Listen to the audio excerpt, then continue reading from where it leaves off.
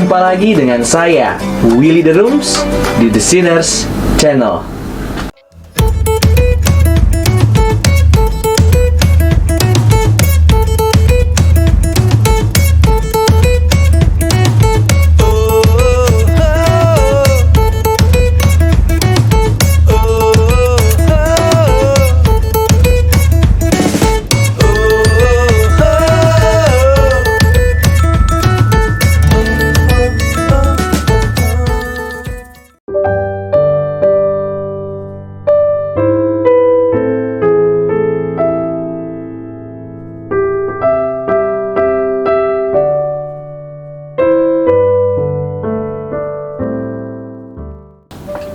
Ketika kita makin mengenal Tuhan melalui kitab suci dan pribadi Tuhan Yesus Kristus, kita akan mengetahui bahwa Dia adalah gembala yang baik.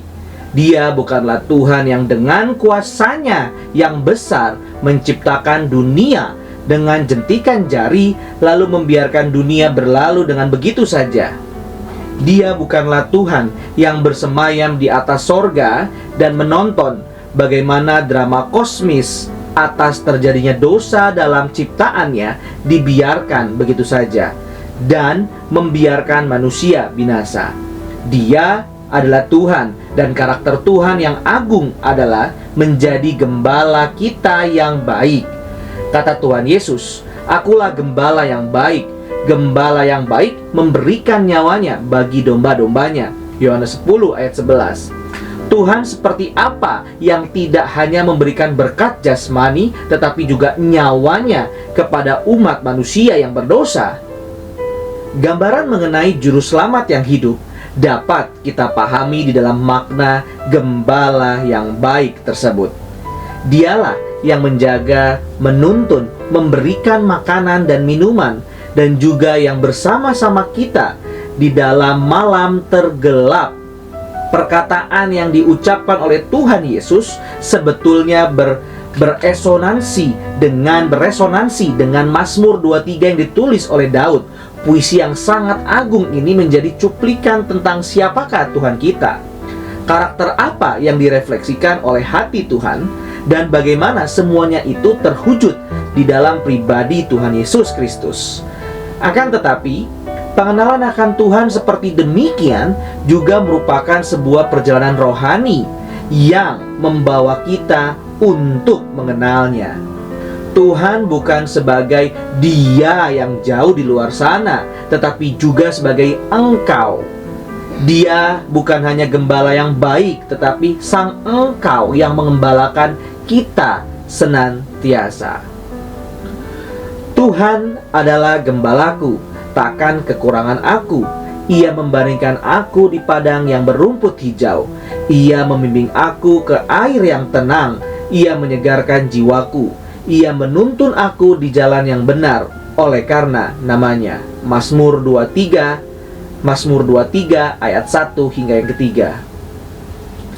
Dalam kehidupan orang percaya, kita perlu memahami bahwa satu-satunya yang diperlukan adalah Tuhan. Kata Agustinus, jika seseorang mempunyai segala sesuatu tanpa Tuhan, dia tidak memiliki apa-apa. Jika seseorang memiliki Tuhan meski tidak mempunyai apa-apa, dia justru mempunyai segalanya. Tuhan adalah segalanya. Jika Tuhan dinomorsatukan, tetapi masih ada nomor 2, 3, dan yang nomor lainnya, dia bukanlah Tuhan, dan dia bukan satu-satunya yang menjadi segalanya bagi kita.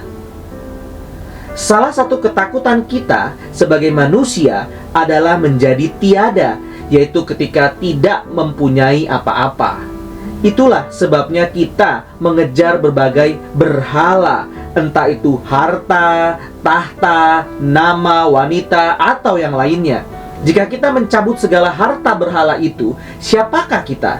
Barangkali kita mencantumkan identitas kita dengan status pekerjaan, jumlah uang di rekening bank, pasangan yang kita kasihi, dan lainnya. Inilah bentuk kekhawatiran manusia yang paling dalam. Oleh karena dia begitu takut kehilangan dirinya, maka dia mencari berbagai prestasi dari luar untuk menutupi rasa malu dan kosong pada dirinya. Namun, bukanlah demikian dengan orang percaya. Tuhan tahu apa yang kita butuhkan. Tuhan melimpahkan apa yang menjadi dahaga jiwa kita jauh sebelum kita meminta kepadanya. Janganlah kita hidup seolah-olah Tuhan adalah Tuhan yang dingin dan tidak peduli tentang keberadaan manusia bagaikan debu. Kita adalah miliknya. Kita adalah domba-dombanya. Tuhan tahu diri kita dari luar dan lebih dari diri kita sendiri. Kadangkala apa yang kita minta justru akan melukai diri kita sendiri. Yang dibutuhkan oleh domba adalah rumput hijau dan air untuk menyegarkan jiwa. Masalahnya adalah kadang kita menginginkan duri dan air kotor. Seandainya kita mengetahui rumput dan air, kita tidak membutuhkan hal-hal yang lain. Ketika kita sudah menemukan ketenangan penuh, tidak ada hal lain lagi yang dapat ditambahkan untuk memberikan ketenangan yang lebih tentram. Tuhan Yesus memberikan roti hidup dan air yang menyejukkan jiwa. Dia adalah roti hidup dan air hidup itu sendiri. Dan dia memberikan kepada domba-dombanya. Engkau mengetahui kalau aku duduk atau berdiri. Engkau mengerti pikiranku dari jauh. Engkau memeriksa aku. Kalau aku berjalan dan berbaring, segala jalanku kau maklumi. Sebab sebelum lidahku mengeluarkan perkataan sesungguhnya, semuanya telah kau ketahui, ya Tuhan. Dari belakang dan dari depan, engkau mengurung aku, dan engkau menaruh tanganmu ke atasku. Terlalu ajaib bagiku pengetahuan itu, terlalu tinggi, tidak sanggup aku mencapainya. Mazmur 139 ayat 2-6. Jadi, jika demikian, Allah mendandani rumput di ladang, yang hari ini ada, dan besok dibuang ke dalam api. Tidakkah ia akan terlebih lagi mendandani kamu, hai orang yang kurang percaya? Sebab itu, janganlah kamu khawatir dan berkata, apakah yang akan kami makan? Apakah yang akan kami minum? Apakah yang akan kami pakai? Semua itu dicari bangsa-bangsa yang tidak mengenal Allah. Akan tetapi, Bapamu yang di surga tahu bahwa kamu memerlukan semuanya itu. Tetapi, carilah dahulu kerajaan Allah dan kebenarannya, maka semuanya itu akan ditambahkannya kepadamu. Sebab itu janganlah kamu khawatir akan hari esok, karena hari besok mempunyai kesusahannya sendiri. Kesusahan sehari cukuplah untuk sehari. Matius 6 ayat 30-34. Ya, mungkin kita sudah tahu bahwa Allah adalah Allah yang baik. Sejak dari kecil kita sudah belajar tentang Tuhan bagi yang hadir di sekolah minggu. Mungkin saja kita sudah sering mendengarkan sisi positif dari Tuhan seperti demikian. Namun, bukankah dalam kehidupan orang percaya justru kita bertemu dengan banyak kesulitan? Bukankah benar kita sering bertemu dengan malam-malam yang gelap dalam kehidupan kita? Bahkan malam yang penuh badai seringkali lebih berat daripada berkat-berkat yang Tuhan berikan. Betul, seorang gembala yang memberikan rumput dan air, tetapi tidak selamanya seorang gembala rela menyerahkan nyawanya untuk spesies yang lebih rendah daripada dirinya sendiri.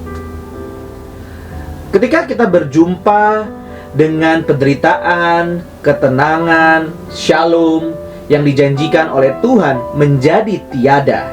Bukan hanya kalau masa-masa sulit itu tiba di waktu yang susah, tetapi di waktu yang mendadak dan terjadi dengan sangat lama, khususnya kepada diri kita dan orang-orang yang kita kasihi. Tekanan yang datang secara tiba-tiba seperti yang terjadi dalam kehidupan Ayub adalah hal yang menggenaskan. Apakah betul Tuhan masih adalah gembala yang baik?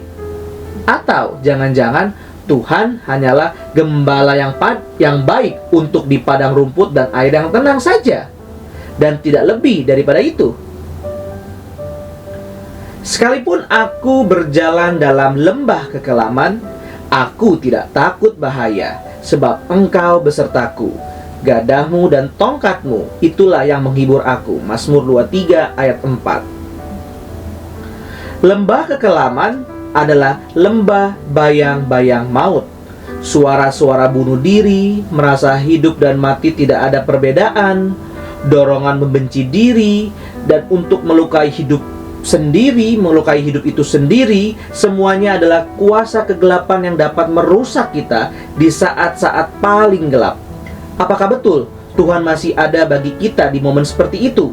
Ketika kita melalui titik tergelap, kita akan menyadari bahwa hanya seorang gembala yang rela menyerahkan nyawanya yang akan menyertai kita di dalam lembah kekelaman.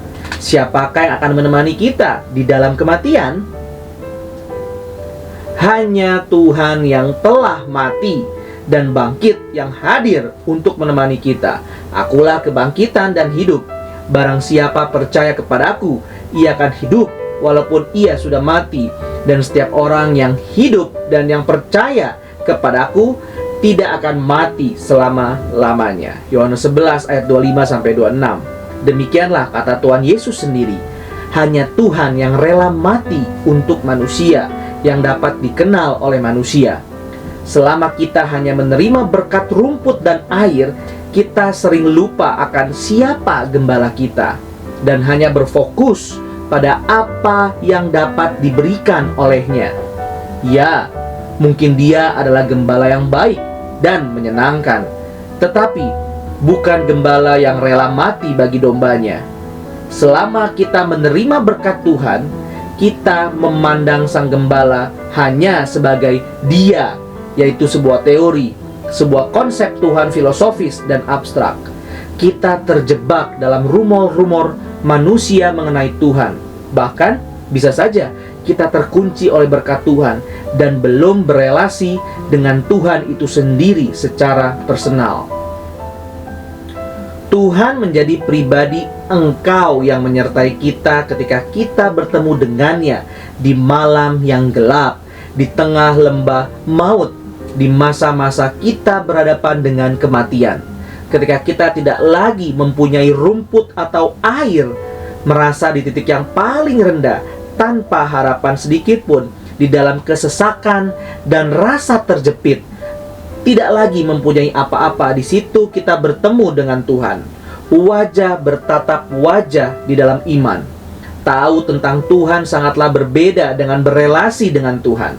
Memandang pada foto seseorang sangat amat jauh dengan berkenalan dengan pribadi orang itu sendiri.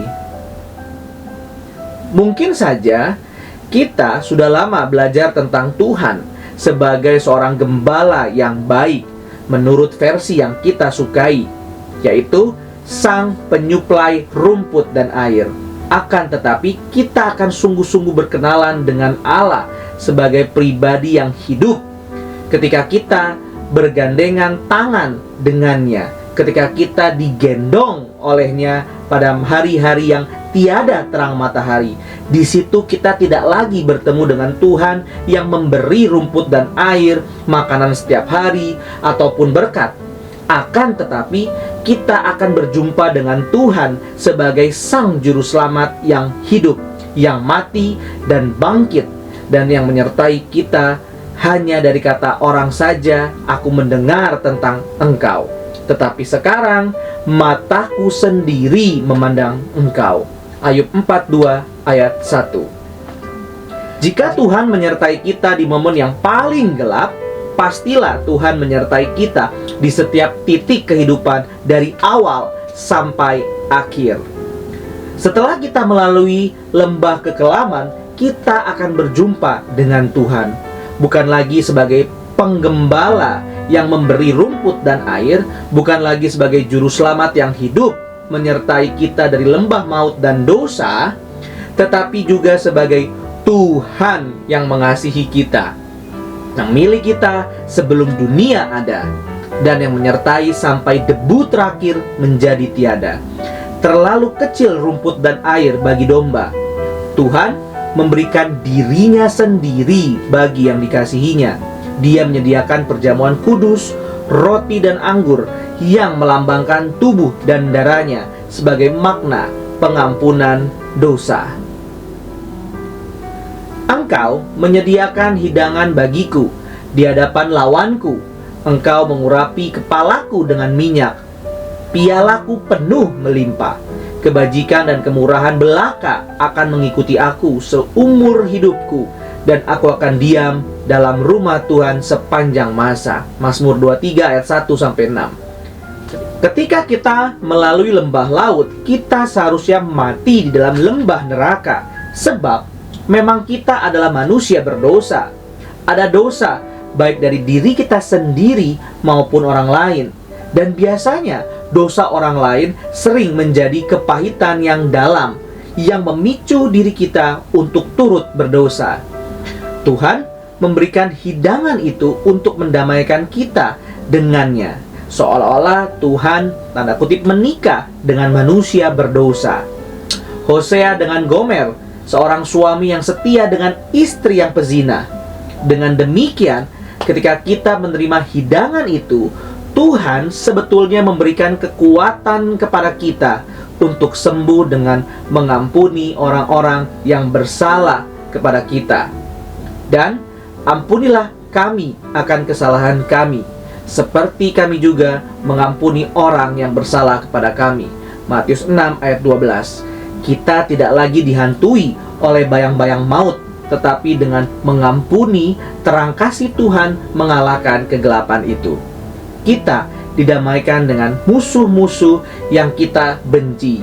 Kita melampaui kebencian terhadap musuh-musuh kita dengan mengasihi mereka, sebagaimana Tuhan turut mengasihi kita ketika kita masih menjadi musuh-musuh Allah.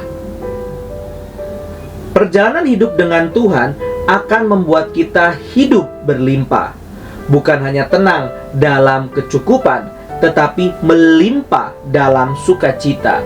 Tuhan akan mengurapi kita dengan kasih dari Roh Kudus yang hidup di dalam kita. Tuhan tidak hanya memberi berkat rumput dan air. Tuhan tidak akan dekat dengan kita melalui lembah kekelaman, tetapi Tuhan memberikan dirinya untuk hidup di dalam kita, untuk membuat hati manusia berlimpah dengan kasih. Jika sudah demikian, Tuhanlah yang akan menjaga kita dari setiap sisi, dari depan, belakang, kiri, kanan, atas, bawah, luar, dan dalam. Bagaikan seorang ibu yang menjaga sang balita, demikian juga dengan Roh Allah yang menyertai dan menguatkan kita. Roh Tuhan yang menyertai itu juga akan menjadi roh yang menjaga kita dalam setiap langkah sampai kita kembali ke rumah Tuhan di surga untuk selama-lamanya. Dan aku memberikan hidup yang kekal kepada mereka, dan mereka pasti tidak akan binasa sampai selama-lamanya, dan seorang pun tidak akan merebut mereka dari tanganku. Yohanes 10 ayatnya yang ke-28. Janganlah gelisah hatimu, percayalah kepada Allah, percayalah juga kepadaku. Di rumah Bapakku banyak tempat tinggal. Jika tidak demikian, tentu aku mengatakannya kepadamu. Sebab aku pergi ke situ untuk menyediakan tempat bagimu. Dan apabila aku telah pergi ke situ dan telah menyediakan tempat bagimu, aku akan datang kembali dan membawa kamu ke tempatku, supaya di tempat di mana aku berada, kamu pun berada. Yohanes 14 ayat 1-3. Terima kasih. Tuhan Yesus memberkati.